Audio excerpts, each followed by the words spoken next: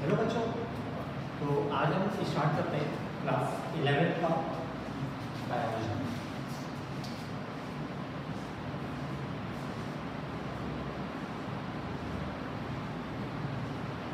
ठीक है, तो आपने एक 9th में 10th में बायोलॉजी जो भी पढ़ी है सब भूल जाओ, एक नए तरीके से पढ़ेंगे और 11th और 12th में। ठीक है, क्योंकि जाहिर सी बात है अगर आपने 10th के बाद बायोलॉजी हुई तो मेन रीजन अपने ही रहते हैं टू बिकम अ डॉक्टर।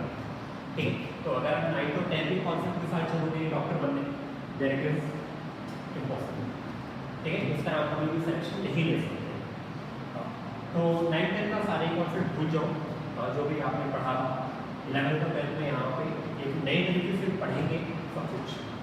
ठीक है, तो आज एक थोड़ा नॉर्मल इंट्रोडक्शन देखते हैं टर्म बायोलॉजी।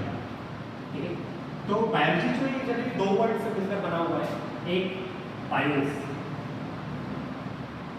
ठीक है, एंड दूसरा लॉजी। ठीक है, लॉजी का मतलब स्टडी। ठीक है, बायोस बायोस हम जनरली किससे बोल रहे हैं? लाइफ। ठीक है, तो अभी जब इसी इंट्रोडक्शन में चैप्टर में आगे बढ़ेंगे तो देखेंगे कि लाइफ ऐसी क्या है, किसी भी पर्टिकुलर मैटर में, किसी पर्टिकुलर पार्टिकल में ऐसा क्या फैक्टर है, ऐसे कौन से फैक्टर हैं जो उसे लाइफ प्रोवाइड कर रहे हैं, या उस पर्टिकुलर पार्टिकल को हम बोल रहे हैं कि उसमें क्या है, लाइफ है। ठीक है, या फिर उसे ही हम क्या बोलते हैं कि वो पर्टिकुलर फैक्टर जो है वो उसमें अपनी लिविंग कंडीशंस में। ठीक है, अच्छा यहाँ पे एक टर्म है लिविंग कंडीशन। तो जाहिर सी बात है अगर कोई फैक्टर ऐसा है, अगर कोई पार्टिकल ऐसा है जिसमें किसी फैक्टर के बेसिस पे हम क्या बोल रहे हैं कि वो पर्टिकुलर पार्टिकल जो है वो अपनी लिविंग कंडीशन में।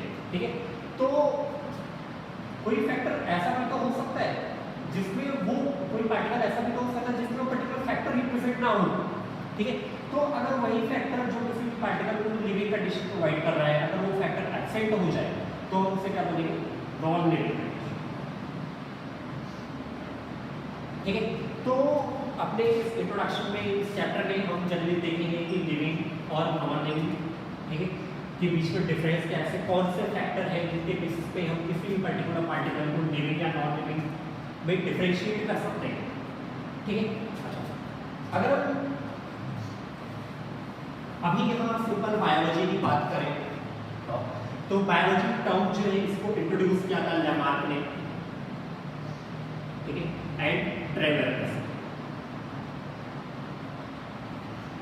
ठीक है, ये ध्यान में रखना, biology term of introduced by Lamarck and traveller. अगर हम फादर ऑफ बायोलॉजी की बात करें तो फादर ऑफ बायोलॉजी एरिस्टोटल। ठीक है, अच्छा ये जो बायोलॉजी सब्जेक्ट है, जो बायोलॉजी टर्म है, ऐसा नहीं है कि ये बायोलॉजी सब्जेक्ट सिर्फ एक मॉडर्न एरा में स्टार्ट हुआ। ठीक है, बायोलॉजी बहुत पहले एट द टाइम ऑफ वैदिक लिटरेचर ये सब्जेक्ट कंसिडर किया जाता था। ठीक है, कैसे उस टाइम पे जो भी साधु संत थे, जो भी एजुकेटेड लोग थे, है ना, उन्होंने क्या किया था कि पूरी लिविंग वर्ल्ड को, है ना, जनरली 3 क्लासेस में क्लासिफाई किया था।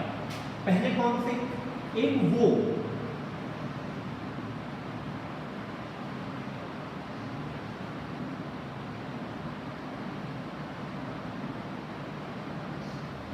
वो सारे ऑर्गेनिज्म जो क्या करते हैं, जो डायरेक्टली ही किसी बर्थ को ले आउट करते हैं। ठीक है, जो क्या करते हैं, जो डायरेक्टली किसी बर्थ को प्रोसीड करवाते हैं। ठीक है, मतलब कि वो बच्चा क्या है अपने एक एक्चुअल फॉर्म में प्रेजेंट है। ठीक है, तो एक वो ऑर्गेनिज्म हो गए। दूसरे ऐसे ऑर्गेनिज्म जो क्या करते हैं, एग ले करते हैं। ठीक है, तो एक वो ऑर्गेनिज्म होने से जो डायरेक्टली बच्चे देते हैं, दूसरे ऐसे ऑर्गेनिज्म क्या करते हैं, अंडे देते हैं। ठीक है, और तीसरे माइन्यूट ऑर्गेनिज्म।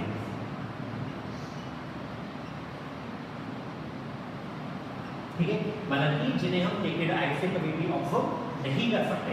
तो वैदिक लिटरेचर के टाइम पे ऐसा नहीं था कि बायोलॉजी की नॉलेज नहीं थी, बायोलॉजी की नॉलेज उस टाइम पे भी थी, और उस टाइम में सारे ही लिविंग वर्ल्ड को जनरली 3 क्लासेस में क्लासिफाई किया गया था। वो सारे ऑर्गेनिज्म जो कैसे हैं, जो डायरेक्टली बच्चे देते हैं, दूसरे वो ऑर्गेनिज्म जो डायरेक्टली और कोई से ऐसे ऑर्गेनिज्म जो क्या है जिन्हें हम नेकेड आई से ऑब्जर्व नहीं कर सकते, ठीक है। अच्छा, अगर हम थोड़ा वैदिक लिटरेचर से आगे चले तो जितना भी पोस्ट वैदिक लिटरेचर है और पोस्ट वैदिक एरा, ठीक है, तो यहाँ पे बहुत सारे उपनिषद वगैरह लिखे गए है ना, जिसमें से एक है चैनोवा उपनिषद, ठीक है। तो इस पर्टिकुलर उपनिषद में भी बायोलॉजी का डिटेल डिस्क्रिप्शन मिलता है, ठीक है। इसके अलावा अब बायोलॉजी जो है, बायोलॉजी फिर से दो क्लासेस में यहाँ पे फिर से कैटेगराइज करी गई। एक वो सारी क्लासेस जो कैसे हैं मोटाई, जो क्या करते हैं एक जगह से दूसरी जगह पे मूव करते हैं, और दूसरे वो सारे ऑर्गेनिज्म जो कैसे हैं इमोटाइल, जैसे एक वो सारे ही ऑर्गेनिज्म जो क्या कर रहे हैं मूवमेंट कर रहे हैं, एक जगह से दूसरी जगह पे क्या कर रहे हैं मूव कर रहे हैं, और दूसरे वो सारे ही ऑर्गेनिज्म जो क्या करते हैं एक ही जगह पे रह जाते हैं, ठीक है। तो ये तो एक नॉर्मल प्रोडक्शन था। अगर हम बायोलॉजी की बात करें, ठीक है, तो अपने पूरे सिलेबस में हमें जल्दी दो ब्रांचेस पढ़नी है, एक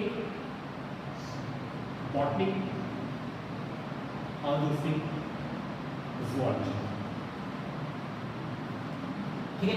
botany branch of biology which deals with study of plants, ठीक है, इसमें क्या करते हैं प्लांट्स की स्टडी करते हैं, उसमें क्या बोलते हैं बॉटनी, ठीक है।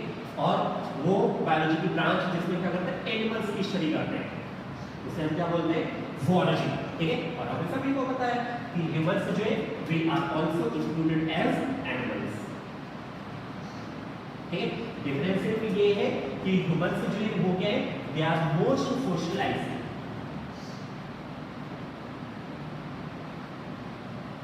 एंड कल्चर ऑर्गेनिज्म, ठीक है। तो ये जो हमारी सोशल एक्टिविटी है, जो हमारा कल्चर है, यही क्या करता है कि ये बाकी सारे एनिमल्स से क्या करता है डिफरेंशिएट कर देता है, ठीक है। तो अच्छा, अगर हम बॉटनी और ज़ूलॉजी की बात करें तो बॉटनी वो ब्रांच जो क्या कर रहा है जो डील करता है विद स्टडी ऑफ प्लांट्स। अगर हम यहाँ पे देखें तो फादर ऑफ बॉटनी जो है ये तो जल्दी अब 9th में पढ़ते हैं, फादर ऑफ बॉटनी कौन है थियोफ्रेस्टस, ठीक है। और अगर हम फादर ऑफ ज़ूलॉजी देखें तो फादर ऑफ ज़ूलॉजी कौन है एरिस्टोटल, ठीक है। तो ये ध्यान में रखना कि एरिस्टोटल जो है ये फादर ऑफ ज़ूलॉजी भी है एंड फादर ऑफ बायोलॉजी भी है, ठीक है। ये तीनों ही क्वेश्चन पूछे जा चुके हैं, ये भी पूछा जा चुका है कि बायोलॉजी टर्म किसने इंट्रोड्यूस किया, ठीक है।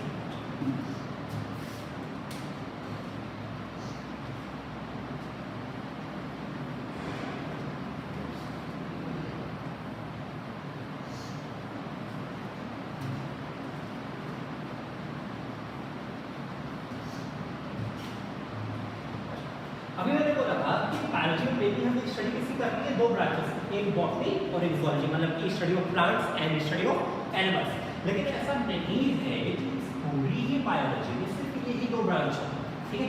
इसके अलावा और भी बहुत सारी ब्रांचेस हैं बायोलॉजी में, ठीक है, जो हमें जल्दी स्टडी करना ही है। जैसे कि पहला, अगर आप कुछ ब्रांचेस देखें तो उनमें से एक ब्रांच है साइटोलॉजी, ठीक है। लॉजी का मतलब स्टडी और साइटो का मतलब सेल, ठीक है। अगर हम बॉडी के किसी भी सेल की स्टडी कर रहे हैं, ठीक है, कि उसका स्ट्रक्चर कैसा है, उसका फंक्शन कैसा है, ठीक है, वो किस तरह से बना हुआ है, ठीक है, तो ऐसे सभी प्रॉपर्टीज की स्टडी, ठीक है, कि हम क्या बोलते हैं साइटोलॉजी, ठीक है।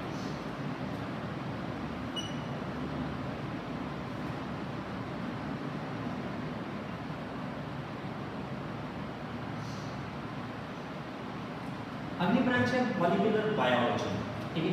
अब देखो कोई भी पर्टिकुलर कैरेक्टर, ठीक है, या कोई भी पर्टिकुलर एक्सप्रेशन जो हम किसी को डिटरमाइन करते हैं या हम कोई ऑब्जर्व करते हैं या हम एक्सप्रेस करते हैं, ठीक है, ऐसे सभी ही कैरेक्टर हमारी बॉडी में एक्सप्रेस होते हैं, ठीक है। और उसके लिए कुछ ऐसे मॉलिक्यूल्स रिस्पॉन्सिबल हैं ठीक है, कुछ ऐसे मॉलिक्यूल्स रिस्पॉन्सिबल है जो क्या करेंगे, उस पर्टिकुलर कैरेक्टर को एक्सप्रेस करने का काम करेंगे। ठीक है, जैसे कि डीएनए, ठीक है, आरएनए, प्रोटीन, ठीक है। तो ऐसे कुछ जैसे कि क्या है, डीएनए, डीऑक्सीराइबोन्यूक्लिक एसिड, ठीक है। तो डीएनए वो स्ट्रक्चर है, ठीक है, वो पर्टिकुलर मॉलिक्यूल है जो पेरेंट से ऑफस्प्रिंग में ट्रांसफर होता है। ठीक है, कहां पे ट्रांसफर होता है, पेरेंट से अपने ऑफस्प्रिंग में, पेरेंट से अपने न्यू यंग बर्ड्स में। ठीक है, और ये डीएनए क्या करता है, ये डीएनए इस पेरेंट में प्रेजेंट किसी भी कैरेक्टर को इस ऑफस्प्रिंग तक ट्रांसफर करने का काम करता है। ठीक है, तो अब इस ऑफस्प्रिंग में ऐसे बहुत सारे कैरेक्टर होंगे जो उसे कहां से मिलेंगे, उसके पेरेंट्स से। ठीक है, तो इस ऑफस्प्रिंग में जो भी कैरेक्टर एक्सप्रेस हो रहा है उसके लिए जनरली रिस्पॉन्सिबल कौन है, डीएनए। ठीक है, इसी तरह आरएनए, आरएनए से बनता क्या है, प्रोटीन। अच्छा, अभी मैंने बोला था कि कैरेक्टर के लिए रिस्पॉन्सिबल कौन है, डीएनए, बट उस कैरेक्टर को एक्सप्रेस कौन कर रहा है, ये प्रोटीन। ठीक है, तो हमने डीएनए की, आरएनए की, प्रोटीन की, सभी की डिटेल में स्टडी करनी है। हालांकि ये पार्ट 12th में है, ठीक है, और साइटोलॉजी अपने 11th में है। ठीक है, इस डीएनए आरएनए की स्टार्टिंग हम 11th में कर चुके होंगे, फिर आप जब पास होकर 12th में जाएंगे तो हम डिटेल में स्टडी करेंगे डीएनए की, आरएनए की एंड प्रोटीन की। तो अगर हम स्टडी बायोलॉजी की वो ब्रांच में स्टडी कर रहे हैं डीएनए की, आरएनए की, ठीक है, प्रोटीन की, या कोई भी ऐसा जनरल स्ट्रक्चर जो क्या कर रहा है, जो किसी भी पर्टिकुलर ऑर्गेनिज्म में किसी भी कैरेक्टर को एक्सप्रेस होने के लिए रिस्पॉन्सिबल, उसे हम क्या बोलते हैं, मॉलिक्यूलर बायोलॉजी। ठीक है,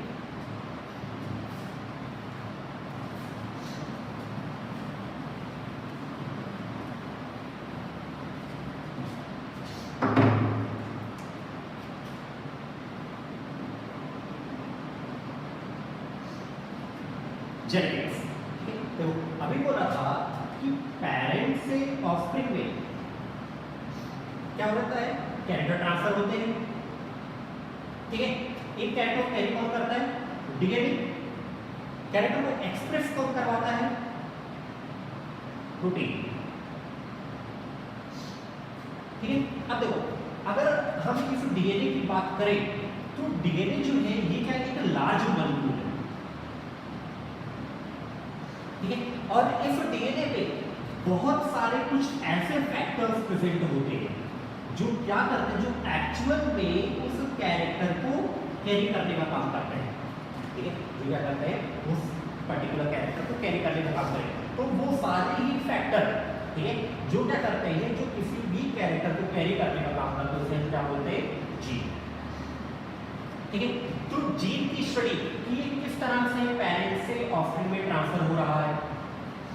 ठीक है, क्या कैरेक्टर एक्सप्रेस करेगा या क्या कर रहा है। ठीक है, ऐसे सभी प्रॉपर्टीज की स्टडी हम इसमें करते हैं इन जेनेटिक्स। ठीक है,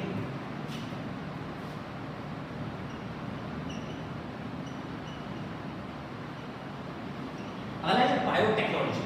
ठीक है, अच्छा, तो ये बहुत ही इंटरेस्टिंग ब्रांच है। ठीक है, और प्रेजेंट टाइम में पूरी बायोलॉजी में सबसे ज़्यादा स्कोप बायोटेक्नोलॉजी में बढ़ता जा रहा है। जैसे कि अगर हम देखें अभी कि ये जो कोरोना वाली कंडीशन चल रही है, तो इस कोरोना की कंडीशन में भी मेजर काम क्या है, बायोटेक्नोलॉजी का। किस तरह से कि हम क्या कर रहे हैं कि कोरोना के अगेंस्ट में वैक्सीन डेवलप करने का काम कर रहे हैं। ठीक है, बट वो प्रॉपर वैक्सीन क्या हो रही है, एक प्रॉपर वे में इम्प्लीमेंट नहीं हो पा रही है। ठीक है, प्रॉपर वैक्सीन डेवलप नहीं हो पा रही है जो क्या कर सके, कोरोना के सिम्टम्स को सप्रेस कर सके, इस कोरोना वायरस को क्या कर सके, किल कर सके। ठीक है, तो अगर ये कोई भी वैक्सीन जो हम बनाते हैं किसी भी पर्टिकुलर डिसीज के अगेंस्ट में, ठीक है, कोई भी वैक्सीन, कोई भी मेडिसिन जो हम बनाते हैं किसी पर्टिकुलर डिसीज के अगेंस्ट में, या कोई भी ऐसा ऑर्गेनिज्म जो हम बना रहे हैं, ठीक है, कोई भी ऐसा ऑर्गेनिज्म जो हम बना रहे हैं जो हमारे लिए कैसा बेनिफिशियल, ठीक है, हमें क्या कर सके, हमें कोई बेनिफिट प्रोवाइड कर सके।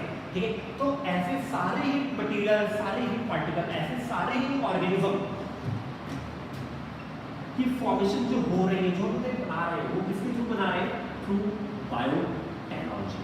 ठीक है, बट इस ब्रांच में मेन बात ध्यान रखने वाली ये है कि जो भी मेडिसिन है ना, या जो भी वैक्सीन या कोई भी पर्टिकुलर ऑर्गेनिज्म जो आप बना रहे हो, उसका ये फीचर होना चाहिए कि वो ह्यूमन को क्या कर सके, बेनिफिट प्रोवाइड कर सके। ठीक है, आपको ऐसा कोई भी मेडिसिन, ऐसा कोई भी वैक्सीन, कोई ऐसा कोई भी ऑर्गेनिज्म नहीं बनाना है जो ह्यूमन के लिए क्या हो जाए, हार्मफुल हो जाए। ठीक है, that is illegal and that is bad.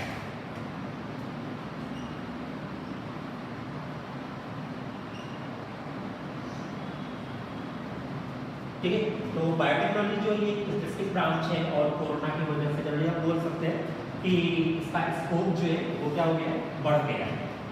ठीक है, तो ये ध्यान रखिएगा कि कोई भी मेडिसिन, कोई भी वैक्सीन या कोई भी पर्टिकुलर ऑर्गेनिज्म जो बना रहे हैं for beneficial of human beings, वो किस टेक्नोलॉजी के थ्रू बनाते हैं, थ्रू बायोटेक्नोलॉजी। ठीक है,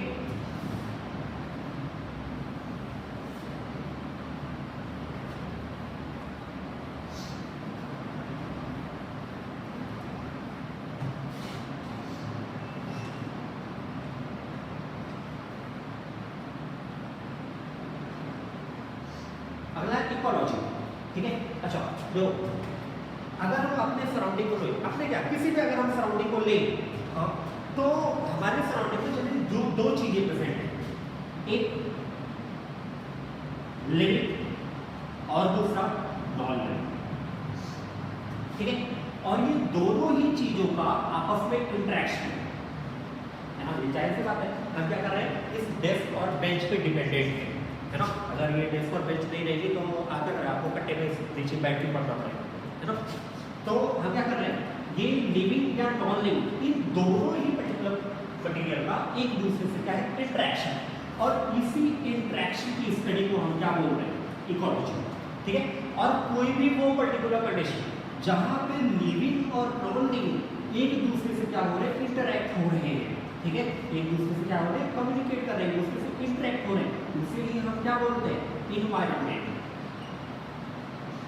ठीक है, तो इन्वायरमेंट में किसी भी पर्टिकुलर दो ऑर्गेनिज्म का इंटरेक्शन क्या है, किस तरह से है, वो किस तरह से एक दूसरे पे डिपेंडेंट है, वो किस तरह से एक दूसरे को इफेक्ट कर रहे हैं, इसी की स्टडी को हम क्या बोलते हैं, इकोलॉजी। तो इकोलॉजी जो है वो अपनी बायोलॉजी की एक मेन ब्रांच है।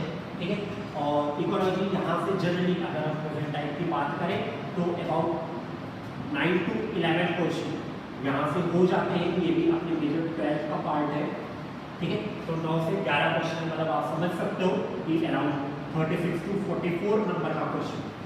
ठीक है, तो ये बहुत ही स्कोरिंग चैप्टर होगा अपनी बायोलॉजी में, to qualifying need.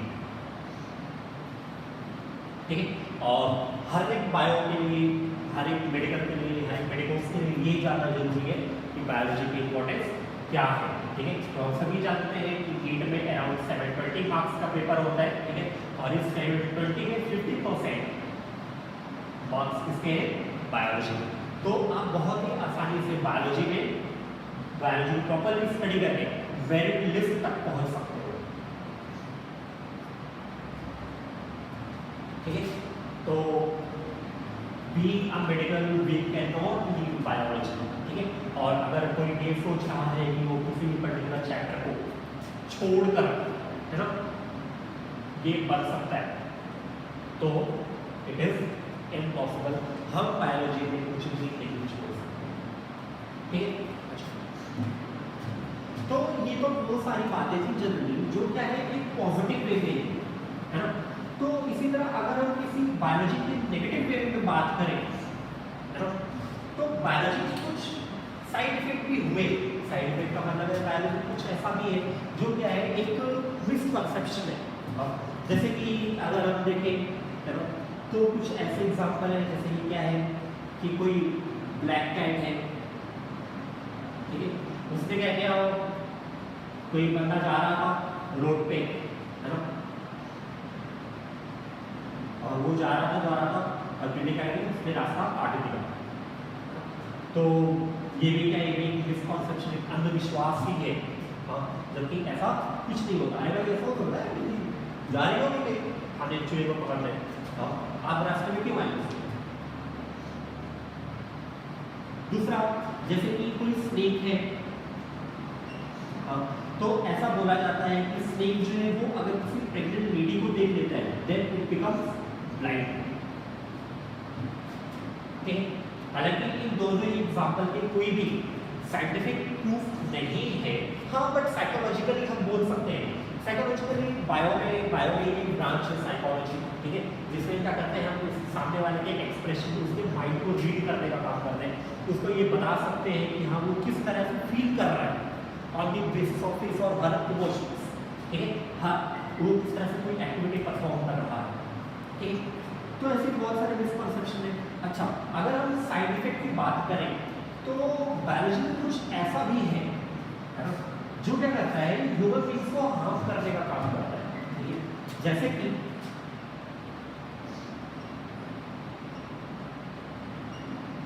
Bio weapon. ठीक है, आप लोगों ने अगर मूवी देखी हो क्रिश 3 की शायद, जिसमें विवेक ओबरॉय विलेन बना हुआ है, उसमें देखा होगा आपने वहाँ पे एक सीन देखी, विवेक ओबरॉय क्या करता है वो एक वायरस बनाता है ना, उसने वायरस बनाया और क्या किया वो पे उसने वायरस में एंट्री करा, आगे वो पे क्या हो गई पूरी की पूरी इन्फेक्टेड हो गई। ठीक है, तो अब देखो ये वायरस का है, ये तो एक लिविंग मैटर है। लिविंग मैटर कब है जब किसी भी पर्टिकुलर लिविंग बॉडी में एंटर कर जाता है। ठीक है, तो अब क्या करेंगे लिविंग बॉडी में इसने एंटर किया और उस बॉडी को क्या करना इन्फेक्ट करना स्टार्ट कर दिया। ठीक है, तो हम ये क्या हुआ इस पूरी मुंबई जितनी पॉपुलेशन थी वो क्या हो गई इन्फेक्टेड होना स्टार्ट हो गई, कितने सारे लोगों की डेथ हो गई।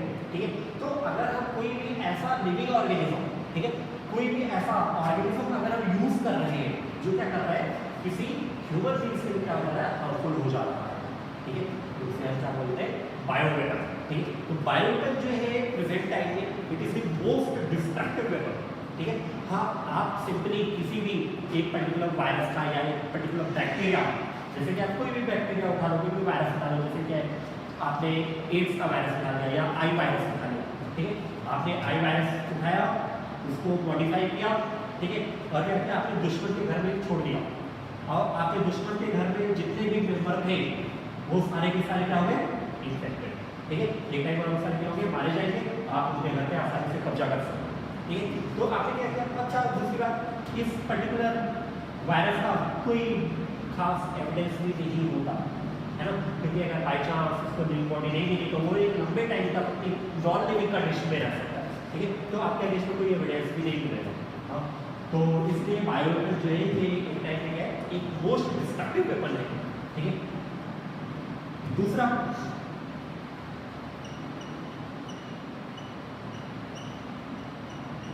एम्नियोफिल्टेसिस। ठीक है, देखो एक्चुअली क्या था ये टेक्निक पहले परफॉर्म करी जाती थी है ना to detect any disease in a developing embryo।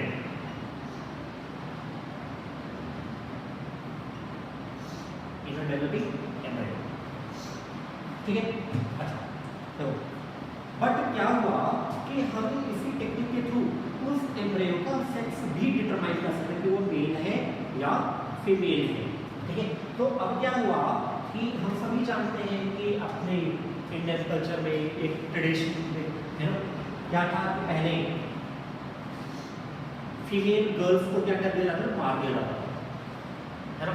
तो ऐसे बहुत सारे मिलियंस ऑफ केसेस ऐसे देखे गए जिसमें पर्टिकुलर फैमिली ने पर्टिकुलर कपल ने क्या किया उसके फादर ने चेकअप कराया।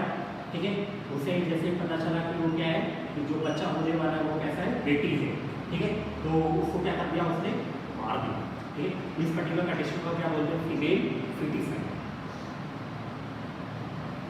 ठीक है, तो वो पर्टिकुलर टेक्निक जो डेवलप करी गई थी ताकि किसी भी एम्ब्रियो को हम उसके जेनेटिक कंडीशन में हम उसकी एम्ब्रायनिक कंडीशन में ठीक करके एक हेल्दी बेबी की बर्थ करा सके। ठीक है, उसकी जगह पे क्या होने लगा कि फीमेल फिटिसाइड का प्रमोशन होने लगा। इसलिए क्या हुआ कि गवर्नमेंट ने एम्ब्रियोसिंथेसिस टेक्निक बैन कर दी टू स्टॉप फीमेल फिटिसाइड।